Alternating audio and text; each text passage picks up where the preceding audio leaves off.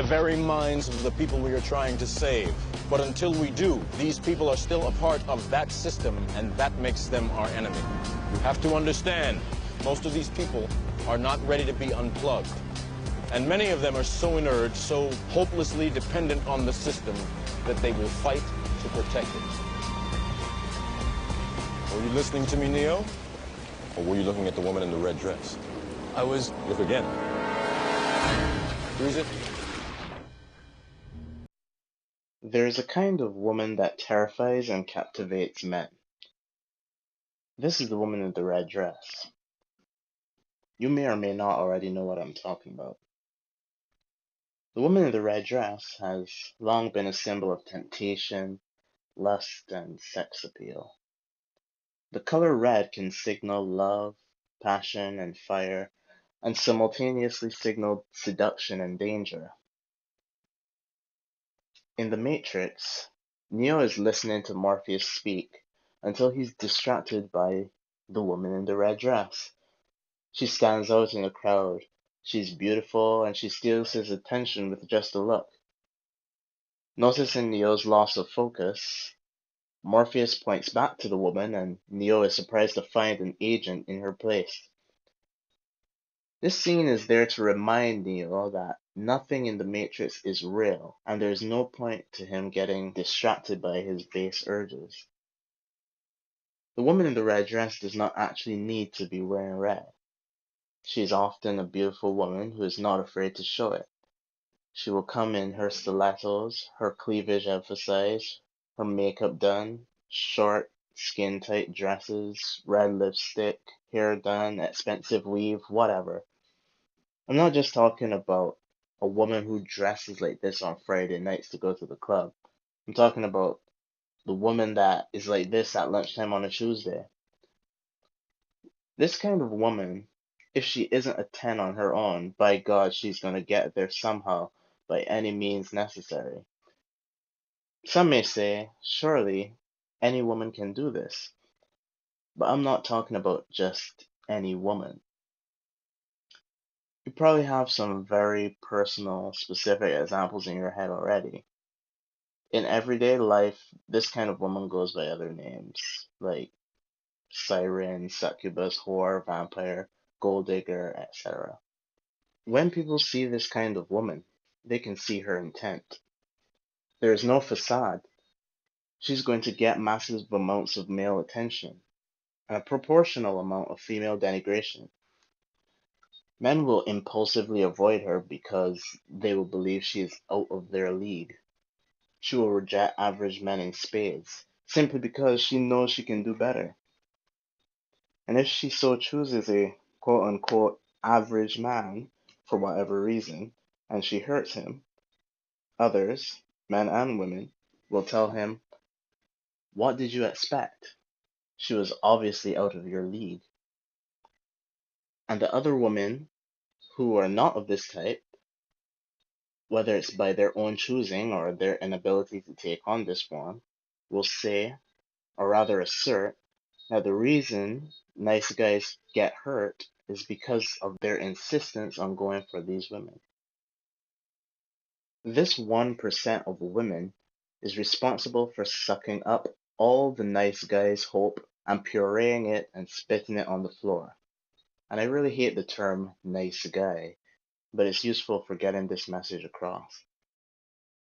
You're probably very nice, but I know that you have nothing in common with a very good-looking model that is completely obsessed with material belongings and can't hold a conversation with a rock. You have nothing in common with her. She dates ridiculously good-looking guys that are also obsessed with material belongings.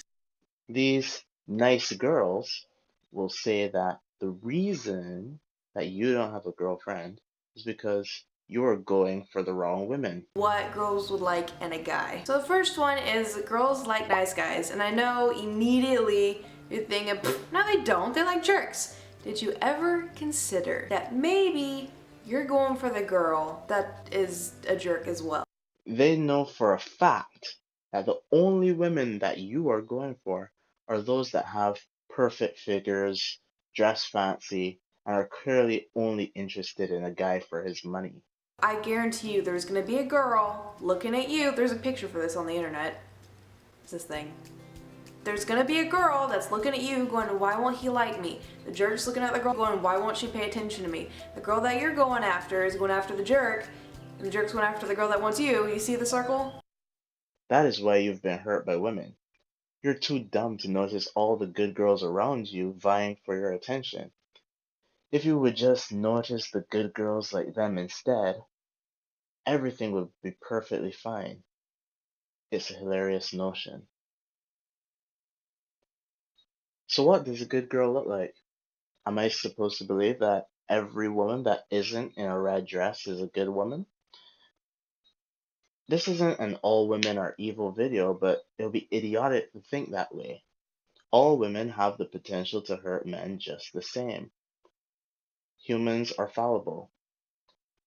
Some are just more cunning in how they go about it.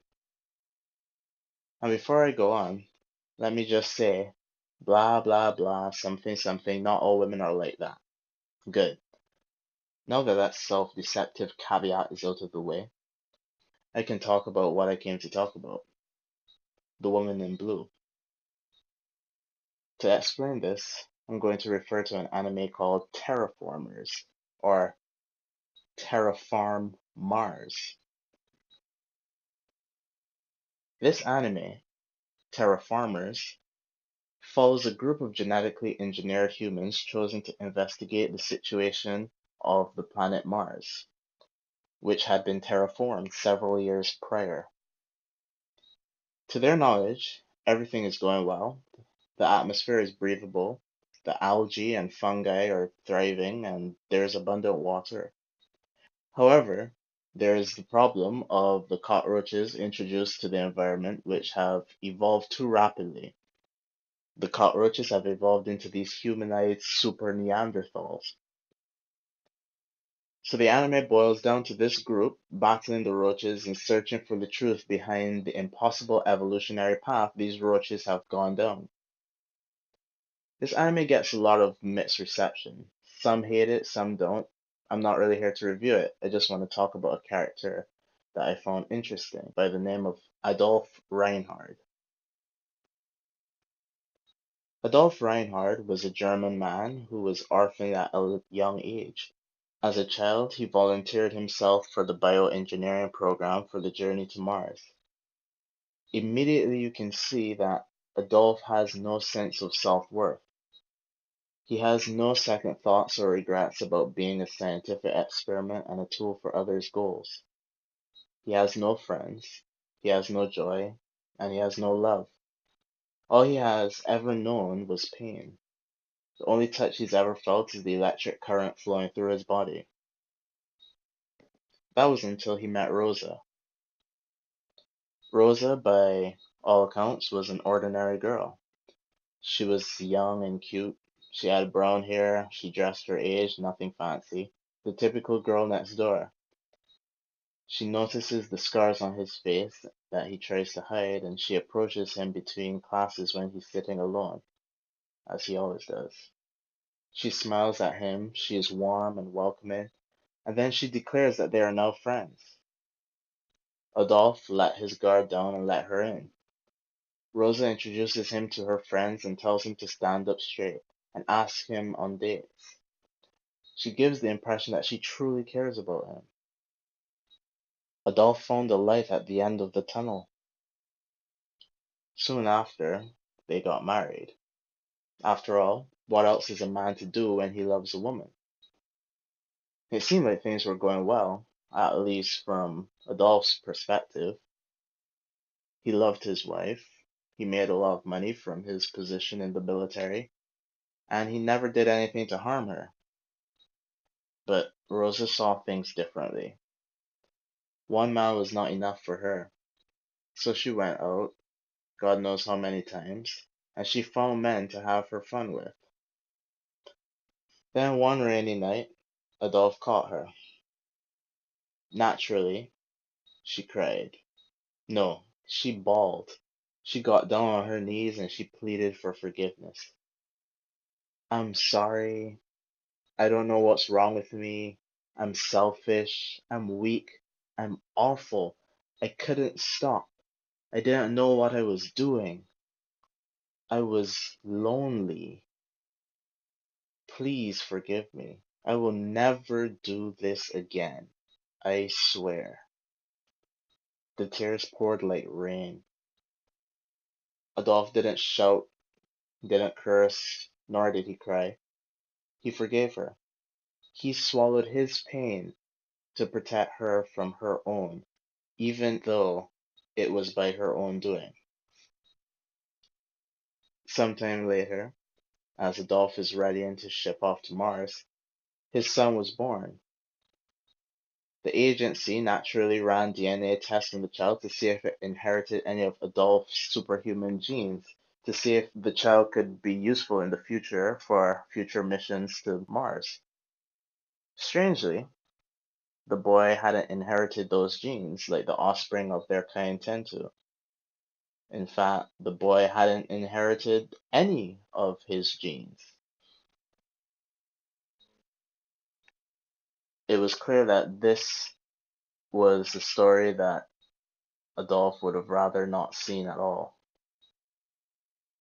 This man, who had known nothing but sorrow his whole life, was lifted up by this woman to the highest of heights, and then dropped, left to fall and suffer the impact alone.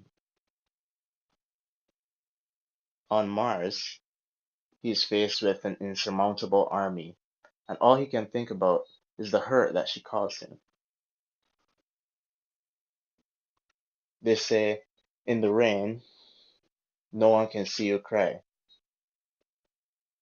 but Adolf's pain is as clear as day. Amidst the fighting, his body gives out. He begins to reflect on his life and decides it isn't worth fighting for. When he's about to accept death, his comrades attempt to save him, but they are too weak. This shocks his system back into action, now remembering why he's here, recalling the purpose of his strength. He has something to fight for. If it isn't his life, it will be that of his comrades. This was the result. 悔しいよな、お前ら。エヴァ、マック、エンリケ、サンドラ、フリッツ、アントニオ、ベイシル、ビラピクス、ジョアン。待ってろ、今助ける。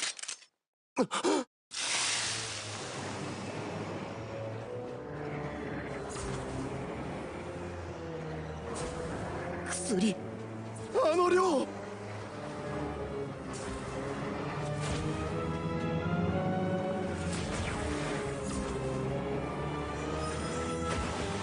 その時、主はモーゼに仰せられた。お前の手を天へと差し伸ばすがよい。ダメだ、班長！そうしたならば、エジプトのあらゆる場所にある人、獣、そしてかの地のすべての野の草の上に氷が降るであろう。モーセは自らの杖を天に向けて差し伸ばした。主は雷と氷を下され、稲妻が大地に向かって走った。主がエジプトの地に氷を降らせたもうと。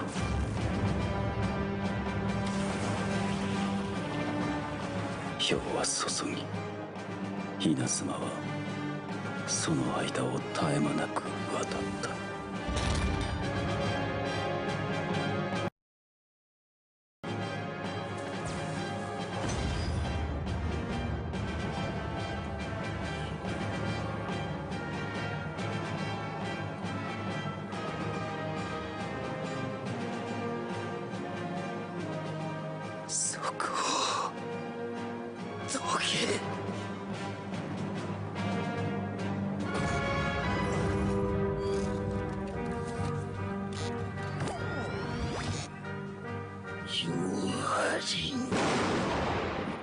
エジプトの国が生まれて以来、いつであろうとどこであろうと、それほどまでの災いを人々は目にしたことがなかった。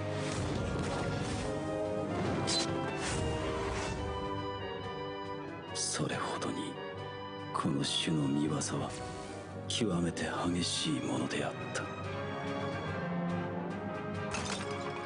雷と雹は幾日も幾晩もエジプトの国の町に山に森に走り注いだ。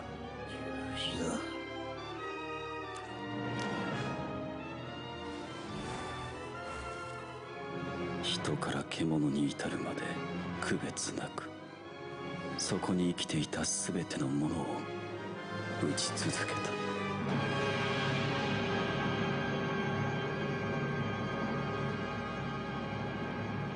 雹は野のあらゆる草を打ち、野のあらゆる木を打ち砕いた。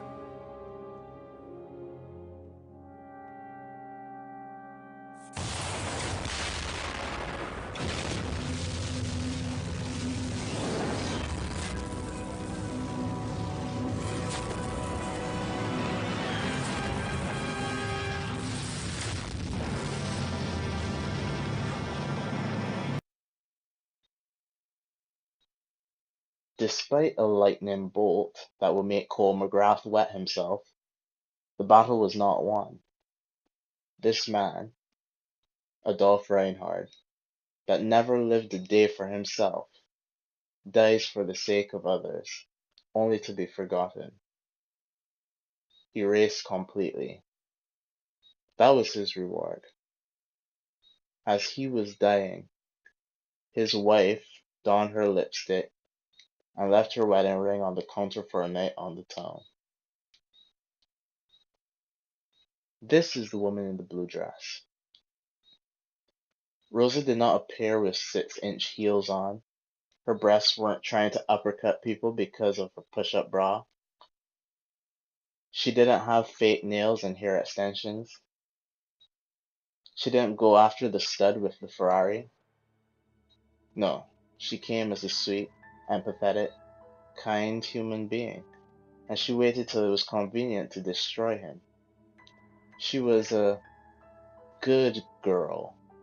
I mean, obviously, just look at that smile. She's clearly a nice person. So how can you know if a woman is wearing a blue dress? It's rather simple, actually. They all are. They might not even know it. To say that this woman loves me and will never do anything to hurt me is nothing more than wishful thinking. That is why marriage is a terrible decision. Just be wise, be careful, protect yourself. Know the risk and know the price. Don't be Adolf Reinhardt. Thank you.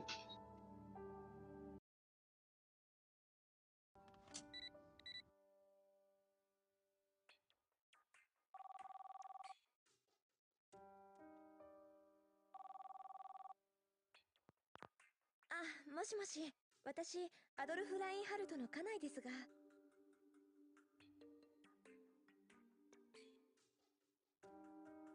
い、給与の振り込みの件で確認を。